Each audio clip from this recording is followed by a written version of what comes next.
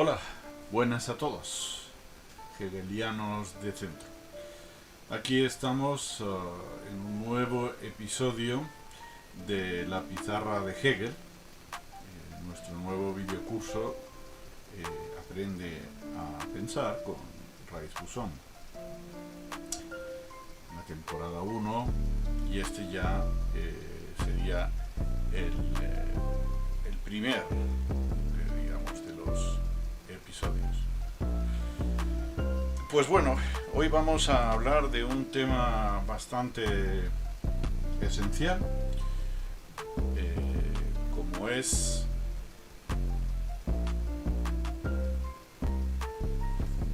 vamos allí a nuestra pizarrita,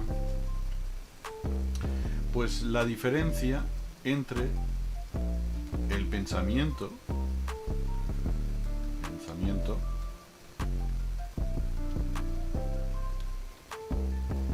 y la filosofía.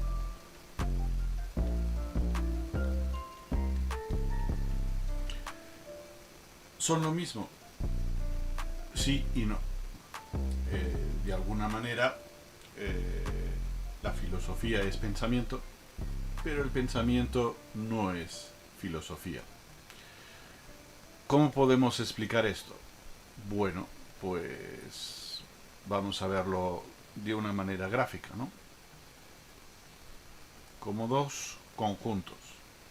Sería la manera más sencilla, ¿no? En uno tenemos a la filosofía y en el otro tenemos al pensamiento. Y tenemos, podríamos decir, una zona común. Por una parte tenemos ese pensamiento, vamos a decir así, espontáneo, y luego tenemos la filosofía, digamos, las teorías, ¿no? Vamos a decir así, que se recogen en la historia de la filosofía.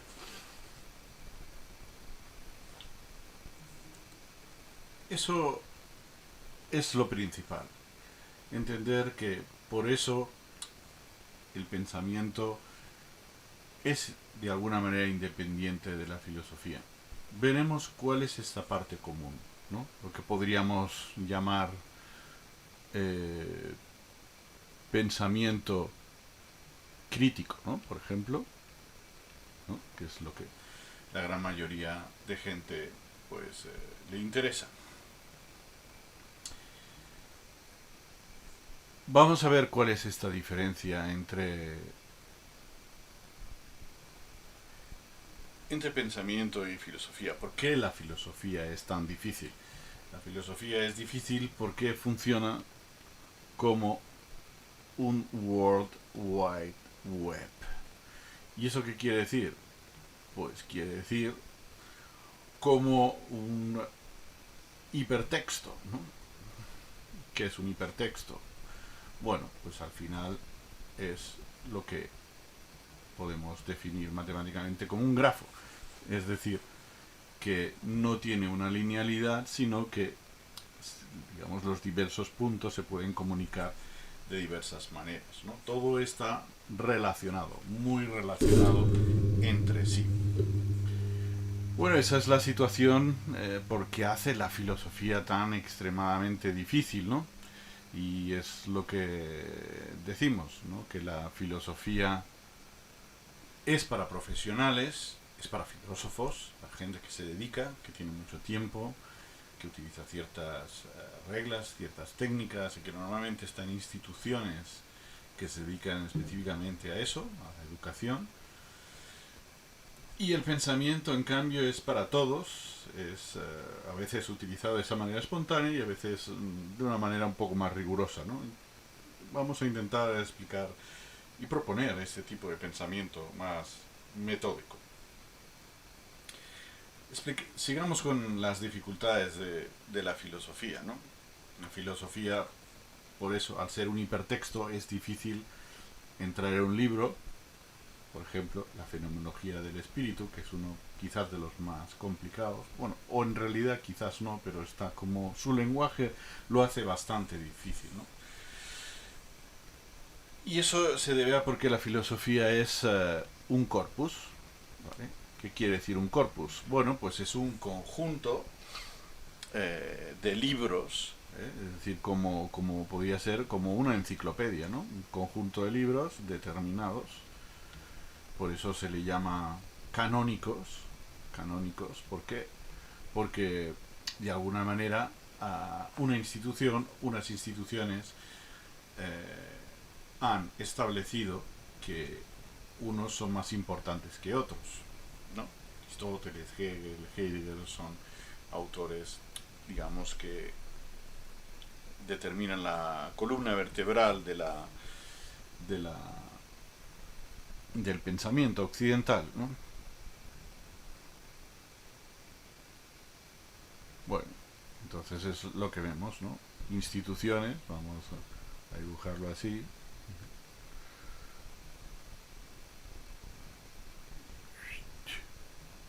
Ahí está. La universidad, por ejemplo, determina ese canon.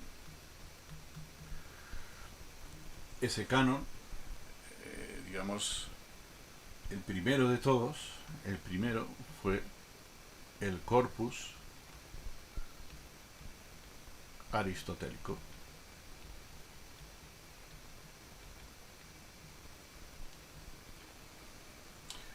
Aristóteles es uno de los autores más importantes de la historia del pensamiento.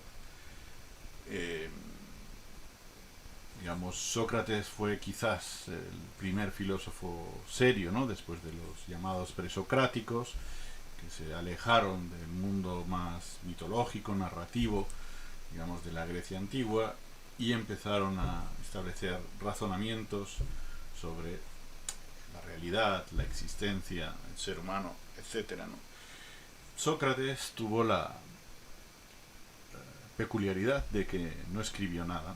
Era un conversador nato que estaba por la polis, por las plazas, pues intentando hacer razonar a la gente.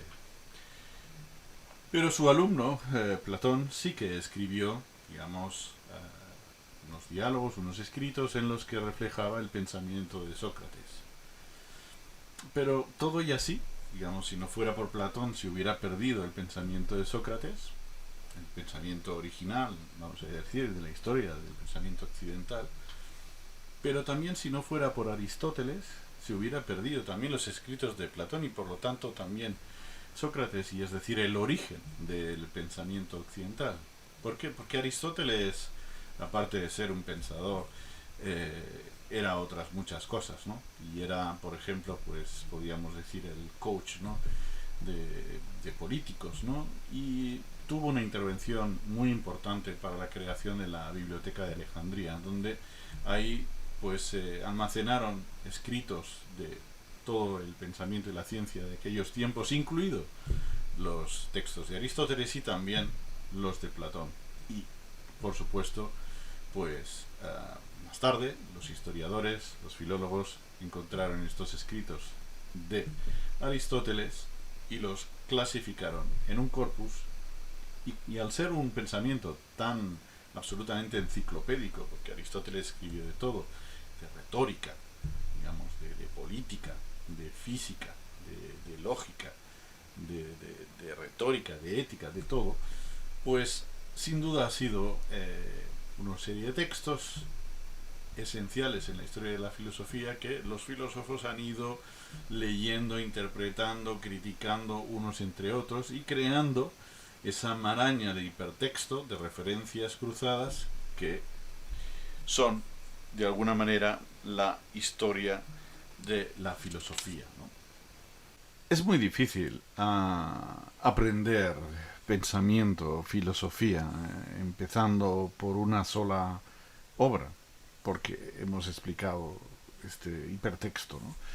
Y siempre ponemos un ejemplo, ¿no? Que es el de aviación, ¿no? De encontrarnos delante de un avión, ¿no? Eh, por ejemplo, digamos, uno de estos grandes aviones, ¿no? Como es un Airbus 480, ¿no? 380, ¿no? Y nos encontramos delante de ese cuadro de mandos, ¿no? Con sus ahí volantes, ¿no? Y digamos abrumador, ¿no? Todo lleno de controles de todo tipo que algunos podemos entender, pues el velocímetro, ¿no? Porque hemos conducido un coche con el altímetro intuitivamente, pero muchísimas otras cosas no podemos conocerlas.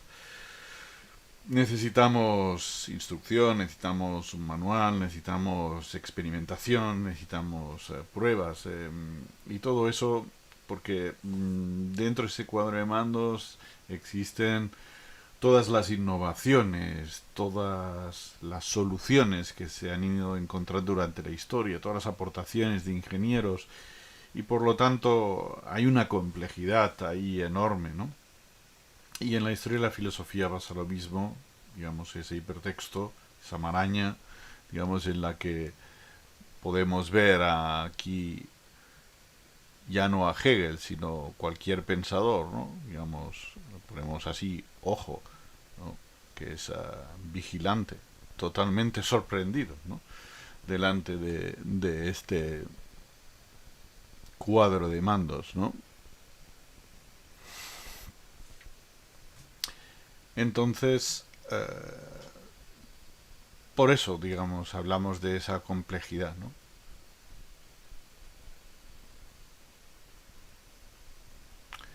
Tenemos, por ejemplo, pues, como hemos dicho, ¿no? Ese hipertexto, ¿no? Formado, pues, por textos, ese grafo, digamos.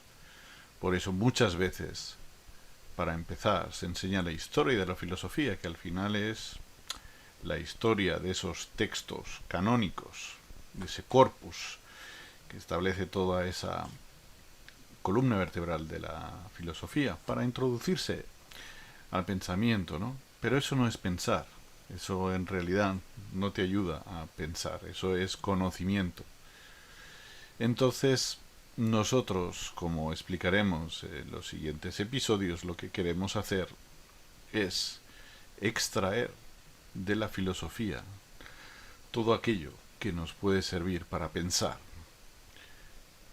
sin prescindiendo, digamos, de las teorías, ¿no? Por ejemplo, aquí tenemos textos de Hegel, textos, yo qué sé, Heidegger,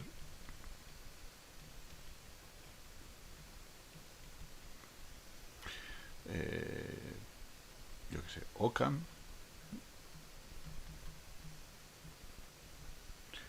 y por ejemplo Aristóteles, ¿no?